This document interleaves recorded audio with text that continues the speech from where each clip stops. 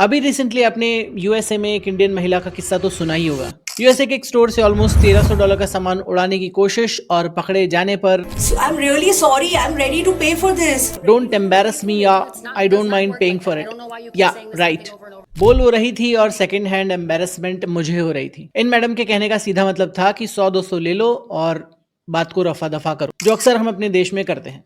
और ये वानाबी इन्फ्लुएंसर मलिक श्वास बकलर जो टर्की में मातृभाषा में गालियां दे रहा था और महिलाओं को डेरोगेटरी कमेंट्स कर रहा था, इसे भी टर्की की पुलिस ने डिटेन किया और पकड़े जाने पर वही सेम क्या कह रहे हो? हिंदी में बोलो ना, ये कौन सी भाषा है, मेरे को नहीं समझ आ। माफी मांगने का नाटक। ऐसे एग्जाम्पल्स की कमी नहीं है, इसमें से काफी किस्से वायरल होते हैं और कुछ सामने ही नहीं आ पाते। आज के वीडियो का मेन मुद्दा है कि क्या हम Indians the worst global tourist बन गए हैं, जो विदेश की हर जगह को अपने पापा का अड्डा समझते हैं और हर कहीं नाचना कूदना शुरू कर देते हैं। चीखना चिल्लाना, गाली बकना या कचरा फेंकना अपना जन्म सिद्ध अधिकार समझते हैं और बुर्ज खलीफा हो या लंदन, हर कहीं पर हमें अपनी छाप छोड़नी ही होती है। पैसा खर्चा करके आए हैं, वसूल तो करें। चलो देखते हैं इस वीडियो में कुछ इंडियंस के विदेशों में अतरंगी नज़ारे कि किसने कितना पैसा वसूल किया, और ये भी डिस्कस करेंगे कि हम में से कुछ इंडियंस क्यों बनते जा रहे हैं द वर्स्ट ग्लोबल टूरिस्ट्स, जिन्हें ना बात करने की तमीज़ है, ना चलने बैठने की, और ना ही किसी भी तरह का सिविक सेंस। मेरा नाम है रवि और ये है लॉजिकल आयाम। शुरू करते हैं इस ग्लोबली एम्बैरेसिंग टॉपिक को। The flying circus air India toilet fiasco. एक ऐतिहासिक एयर इंडिया फ्लाइट शिकागो से इंडिया आ रही थी। जी हाँ, एयर इंडिया की कुछ फ्लाइट्स अपनी मंजिल पर पहुंचती हैं, बट ये नहीं पहुंची। इस फ्लाइट को बीच में यू टर्न लेना पड़ा क्योंकि 12 में से 8 टॉयलेट क्लॉग हुए थे, जाम हो गए थे। क्लॉग किसने किए? हमारे महान देसी पैसेंजर्स ने, जो फ्लश कर रहे थे पॉलीथीन बैग्स, डाइपर्स, कपड़े, यहाँ तक कि ब्लैंकेट्स भी, जो हाथ में आया टॉयलेट में डाल दिया। टॉयलेट है या कचरे का डब्बा, अब फ्लाइट का क्रू भी कब तक सहता। उन्होंने इस सब से परेशान होकर फ्लाइट को वापस यू टर्न करवा दिया। इतना ही नहीं, क्लॉग टॉयलेट सिर्फ इकोनॉमी क्लास में नहीं थे, बिजनेस क्लास में भी थे। मतलब सिर्फ पैसे से तमीज नहीं आती। फ्लाइट क्रू वाले भी सोच रहे होंगे कि अब इनको फ्लश करना भी सिखाना पड़ेगा। नेक्स्ट है द ग्रेट इंडियन चोरी इन बाली। इंडोनेशिया के बाली में एक इंडियन फैमिली ने संस्कार की सारी हदें पार कर दी। वायरल वीडियो में होटल स्टाफ उनके बैग्स चेक करते हैं और अंदर से towels, hangers, hair dryers, decoration pieces, soap dispensers तक पकड़े जाते हैं। जी हाँ, उन्होंने फ्लिपकार्ट समझकर पूरा होटल रूम साफ कर दिया। पकड़े गए तो आंटी जी लिटरली पैर पड़ने लगी और प्लीज पुलिस को मत बुलाओ, पैसे ले लो।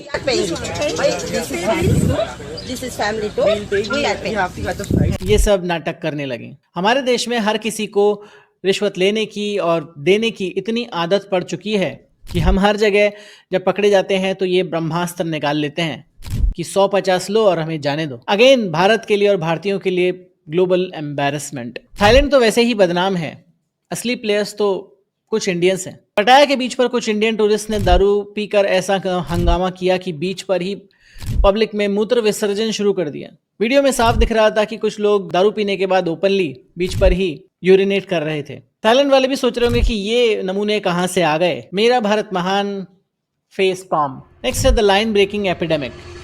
लाइन में खड़े रहना कुछ लोगों के डीएनए में ही नहीं है। ये तो मैंने खुद भी कनाडा में कई बार देखा था कि बहुत से लोग जब आप लाइन में लगे हुए हो तो बीच में से घुसने की कोशिश करेंगे और बोलेंगे मुझे जल्दी है, मुझे जाने दीजिए।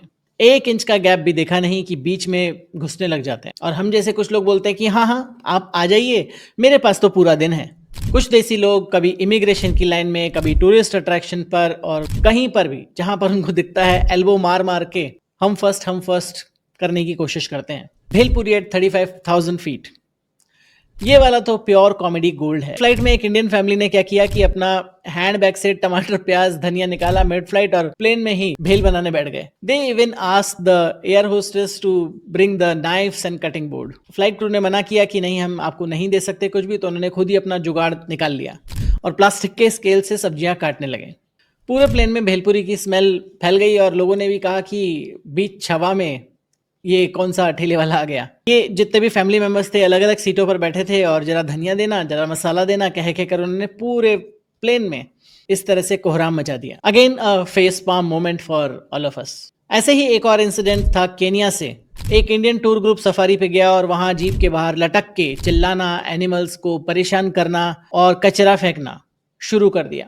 एक लोकल लेडी ने वीडियो डाल के कंप्लेन किया कि Indians please civil behaviour civic sense सीखो। ये लोग फॉरेस्ट में भी नहीं अपना बिहेवियर दिखाने से चूके, जंगली जानवरों से ज्यादा जंगली तो ये लोग लग रहे होंगे। ऐसे ही सिंगापुर में एक इंडियन टूरिस्ट डिपार्टमेंटल स्टोर में कैशियर से छोटी बात पे झगड़ा करने लगा। इसी तरह से जर्मनी में एक मुगलाई रेस्टोरेंट तक इंडियन टूरिस्ट ने नहीं छोड़ा। वहां पर एक इंडियन टूरिस्ट को वहां के डेकोर से प्रॉब्लम थी, तो वहां पर जाकर मैनेजर से चिल्लाने लगा, पंगा लेने लगा। ब्रो, तू टूरिस्ट बनकर आया है, तो इंटीरियर डेकोरेटर बनने की कोशिश क्यों कर रहा है? इसकी जरूरत नहीं है। अब बात करते हैं कि इन सब की जरूरत क्या है। ऐसे हजारों किस्से हैं रेडिट पर, ट्विटर पर भरमार हैं इन लोगों के एक्सपीरियंसेस की, कैसे कुछ इंडियंस ने हमारी ट्रिप का मजा खराब कर दिया। ऐसा नहीं है कि सारे इंडियन टूरिस्ट इस तरह का बिहेवियर करते हैं, इसमें से सिर्फ कुछ लोग हैं, कुछ चुनिंदा लोग हैं जो इस तरह का भद्दा बिहेवियर विदेशों में करते हैं, पर उसकी वजह से सभी इंडियन टूरिस्ट का नाम खराब होता है, उनकी छवि खराब होती है और उन्हें अलग तरीके से देखा जाता है।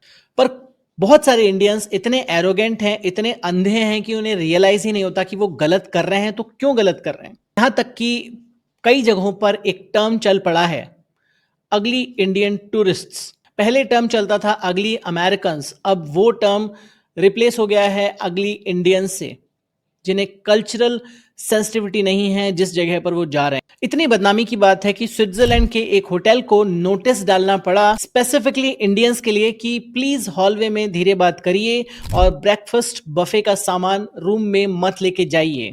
फिर से बताता हूं कि ये सिर्फ इंडियंस के लिए स्पेसिफिकली नोटिस डाला गया स्विट्जरलैंड के एक होटल में। हम सबके लिए कलेक्टिवली जो भारत में रह रहे हैं उनके लिए कितनी बदनामी की बात है। इंडियन टूरिस्ट के लिए, इंडियन गेस्ट के लिए अलग रूल है और बाकियों के लिए अलग रूल है, और उसकी वजह भी हम में से कुछ लोग ही हैं।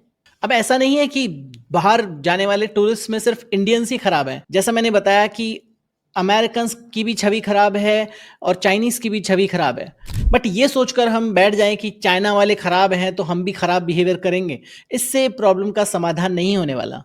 जब भी एक आम टूरिस्ट आईफिल टावर पर कचरा फेंकता है या फिर न्यूयॉर्क की सड़कों पर सिग्नल तोड़ता है, तो इससे हम सब कलेक्टिव इंडियंस की छवि खराब होती है। और इससे जो लोकल लोग हैं वो इंडियंस को अलग नजर से देखने लग जाते हैं, उनको रेसिस्ट रिमार्क तक देने लग जाते हैं। लंदन की एक बस में एक ब्रिटिश महिला ने एक इंडियन महिला को पूछा कि आर यू इंडियन?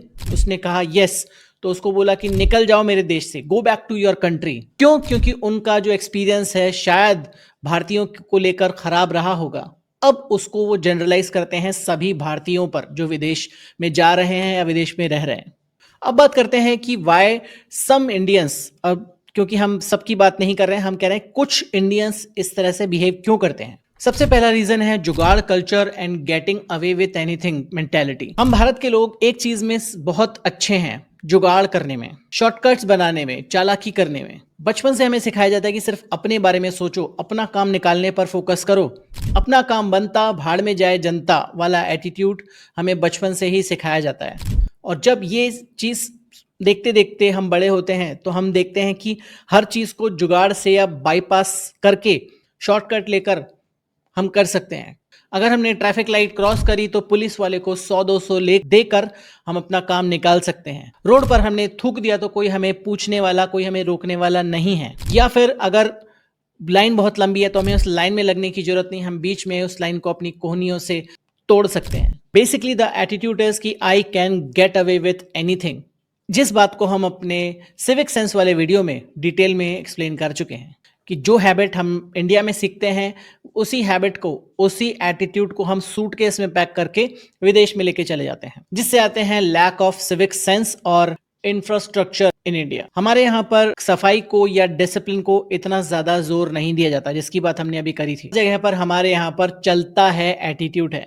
सड़क पर कचरा फेंका तो हम सोचते हैं कि कोई ना कोई सफाई करने वाला इसको उठा के लेके जाएगा। इसी तरह से पब्लिक प्रॉपर्टी को हम अपना पर्सनल प्रॉपर्टी समझते हैं और घर के बाहर जितनी भी जगह हैं उनको एक्सटेंडेड डस्टबिन की तरह ट्रीट करते हैं। पूरी जिंदगी ये करते करते ये आदत हमारी इतनी ज्यादा इनग्रेन्ड हो जाती है कि जब हम बाहर जाते हैं, विदेश में जाते हैं, तो भी we don't care and we do the same thing there as well. पर यहीं पर आती है सबसे बड़ी प्रॉब्लम, क्योंकि विदेशों में आपने कचरा डाला तो आपको मोटा फाइन भरना पड़ेगा, थूका तो बहुत बड़ा फाइन देना पड़ेगा, आपको जेल भी हो सकती है कई जगहों पर। हमारे यहाँ पर भी स्वच्छ भारत अभियान चला, पर कितने लोगों की आदत बदली? तो ऐसे ही जब जब कोई अंकल सिंगापुर में जाते हैं और वहां पर थूक देते हैं तो उनको समझ ही नहीं आता कि उन्होंने ऐसा कौन सा पाप कर दिया कि उन्हें $300 का फाइन भरना पड़ेगा। पाप ये है कि सिविक सेंस की ट्रेनिंग बचपन से ही मिसिंग है, तो ये चीज हम समझ ही नहीं पाते कि हम क्या कर रहे हैं और क्यों कर रहे हैं। नेक्स्ट है एंटाइटलमेंट और VIP culture. Sense of entitlement बहुत बड़ी प्रॉब्लम है। कुछ इंडियंस जो थोड़ा सा प्रिविलेज्ड बैकग्राउंड से आते हैं, जिनके पास थोड़ा सा पैसा आ जाता है, वो अपने आप को किसी वीआईपी से कम नहीं समझते, क्योंकि उन्हें भारत में स्पेशल ट्रीटमेंट की आदत लग जाती है। भारत में आप हर जगह आप कहते हुए सुनते होंगे कि तू जानता है मेरा बाप कौन है। ये जब सेम लोग विदेश जाते हैं तो उनको लगता है कि पैसे से वो सब कुछ खरीद सकते हैं, वो अपनी इम्यूनिटी भी खरीद सकते हैं, वो कोई भी चीज करेंगे और पैसा भरेंगे और काम चल जाएगा।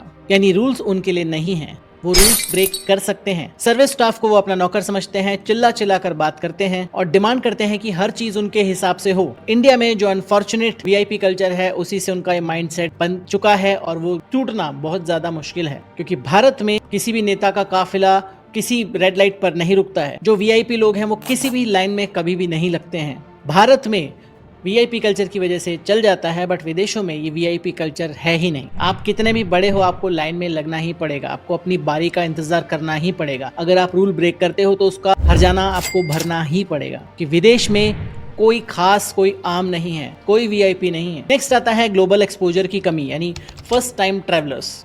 इंडिया से अब बहुत लोग निकल रहे हैं अब्रॉड पहली बार, स्पेशली टीयर 2 टीयर 3 शहरों से। जो नए नए अमीर हुए हैं अब उनको विदेश जाने का पहली बार मौका मिल रहा है, और ट्रैवल कंपनीज भी ये नोटिस कर रही हैं कि बहुत सारे लोग जो पहली बार जा रहे हैं वो नोविस हैं, उनको कोई अंदाजा नहीं है कि किस देश के रूल्स क्या है, ना ही वो समझने की कोशिश करते हैं। बेसिकली फॉरेन ट्रिप उनके लिए एक स्टेटस सिंबल बन जाता है with zero homework. Social media पे देखा कि वियतनाम सस्ता है, थाईलैंड में पार्टी कर सकते हैं, बस टिकट बुक किया, पैक किया और निकल लिए। फिर वहां जाकर लोकल कल्चर का लिहाज नहीं, बस अपना कंफर्ट ढूंढने में निकल पड़ते हैं। जैसे अपना घर का खाना लेकर जाना, एयरपोर्ट पर नीचे बैठ जाना, थेपला और खाकरा और इस तरह की चीजें, पराठे पूरियां वहां पर बैठकर खाना बिना किसी पब्लिक रिगार्ड के। रेस्टोरेंट्स के बाथरूम से पानी की बोतलें फिल करना just to save water money, या फिर हर जगह पर बार्गेन करना। माना कि bargaining is India's favourite time pass, but आप पेरिस के लुई विटॉन स्टोर में जाकर ये नहीं बोल सकते कि भाई देने का दाम बोल, पर कई लोग ऐसा करते हैं और बाकी लोग उन पर हंसते हैं। इस आता है कल्चरल सुपीरियरिटी या प्रेजुडिसेस। इस पॉइंट पर कम लोग बात करते हैं, बट ये पॉइंट उतना ही वैलिड है। जो इंडियंस एलीट क्लास के हैं या थोड़े से प्रिविलेज्ड हैं, उनमें एक सटल रेसिज्म या प्रेजुडिस रहता है, स्पेशली टुवर्ड्स सम एथनिसिटीज, जैसे कि कुछ एशियंस या अफ्रीकन कम्युनिटीज को अपने से नीचा समझना और उनको डेरोगेटरी रिमार्क्स पास करना, और अब्रॉड जाकर भी अपना कास्ट स्टेटस फ्लॉन्ट करना, स्टाफ से रूड होना, लोकल्स को जज करना, ये सब आपको रूड और वर्स्ट इंडियन ट्रैवलर बना देता है। नेक्स्ट है होम सिकनेस या इनएबिलिटी टू अडेप्ट। हर कोई जब बाहर जाता है तो नेचुरली अपने कल्चर को मिस करता है, पर प्रॉब्लम तब होती है कि जब लोग अपने आप को बदलने के लिए तैयार ही नहीं है, अडेप्ट करने को तैयार ही नहीं है, कि यहाँ का खाना नहीं पसंद तो हम अपना डब्बा लेके जाएंगे, यहाँ का कल्चर नहीं पसंद, यहाँ के कपड़े नहीं पसंद तो बीच पर भी हम सूट में या साड़ी सलवार में ही जाएंगे, और जो इस तरह के कपड़े बीच पर पहनेगा उसको लेजर आइज से, एक्सरे आइज से घूरते रहेंगे जब तक कि वो दूसरा इंसान अनकंफर्टेबल ना हो जाए। जब आपकी कन्वीनियंस दूसरे की इनकन्वीनियंस बन जाए, मतलब कि आप भुजिया नमकीन हर जगह पर खाते रहो और उसका कचरा हर जगह पर फेंकते रहो, तब ये बन जाती है बहुत बड़ी प्रॉब्लम। या आपकी प्रेजेंस से दूसरे अनकंफर्टेबल हो जाए, तब बन जाती है बहुत बड़ी प्रॉब्लम। अब फॉरेनर भी आपको देखकर बोलते हैं कि आप हमारे देश में आए हो तो आप हमारी तरह बिहेव करो ना। आप हर जगह पर अपना इंडियन नेस को लेकर जाकर क्या अचीव कर लोगे। अब आप खुद इमेजिन करो कि अगर कोई फॉरेनर आए और जूते लेकर मंदिर में चला जाए तो क्या किया जाएगा उसके साथ, उसको मार पीट कर फेंक दिया जाएगा बाहर। तो हमेशा ध्यान रखें कि रिस्पेक्ट जो है वन वे नहीं होती, you have to give respect in order to gain respect. अगर इसको सम अप करें तो हम लोगों की अपब्रिंगिंग में कुछ गैप्स रह गए हैं। सिविक सेंस की ट्रेनिंग नहीं हुई, अरे चाचा वो मूत्रालय नहीं मंत्रालय लिखा है। रूल एनफोर्समेंट हमें आता नहीं, वीआईपी कल्चर हम सबको बहुत भाता है, और एक चलता है टाइप ऑफ एटीट्यूड, वो हम हर जगह देखना चाहते हैं। और सबसे इंपॉर्टेंट, अपना माइंड सेट नहीं बदलना चाहते। हर जगह पर हम सेम तरीके से बिहेव करना चाहते हैं जैसे हम अपने घर पर करते हैं। बट इट्स हाई टाइम कि हम इस बिहेवियर को फिक्स करें, क्योंकि जहां पर आपको अपने घर में या अपने देश में कोई नहीं देख रहा है, विदेशों में ऑलमोस्ट हर जगह पर आपको सीसीटीवी कैमरा या पब्लिक रिकॉर्डिंग देखने को मिल जाएगी। उसका कंक्लूजन पर आते हैं। कहानी का मॉरल ये है कि पासपोर्ट का कलर चाहे कुछ भी हो, हमें अपनी हरकतों का कलर थोड़ा चेंज करना पड़ेगा। अगर हमें ग्लोबली रिस्पेक्ट चाहिए जब हम ट्रैवल कर रहे हैं या रह रहे हैं, तो हमें वो रिस्पेक्ट अर्न करनी पड़ेगी। देश को आपने या तो चाहे टेम्परेली बाय बाय बोला हो या परमानेंटली बाय बाय बोला हो, पर आप अपने देश के रिप्रेजेंटेटिव हमेशा रहते हैं और आपको देखकर ही लोग पूरे देश को जज करते हैं। ये अनफेयर है बट ये ट्रू है। इसका मतलब ये नहीं है कि हम हर वक्त टेंशन लें और परेशान होते रहें। बस ये है कि थोड़ा सा कॉमन सेंस और सेंसिटिविटी दिखाएं अपने आसपास के लोगों के प्रति, जब हम विदेश जाएं या यहाँ पर भी रहें तो भी। रूल्स फॉलो करना कोई रॉकेट साइंस नहीं है।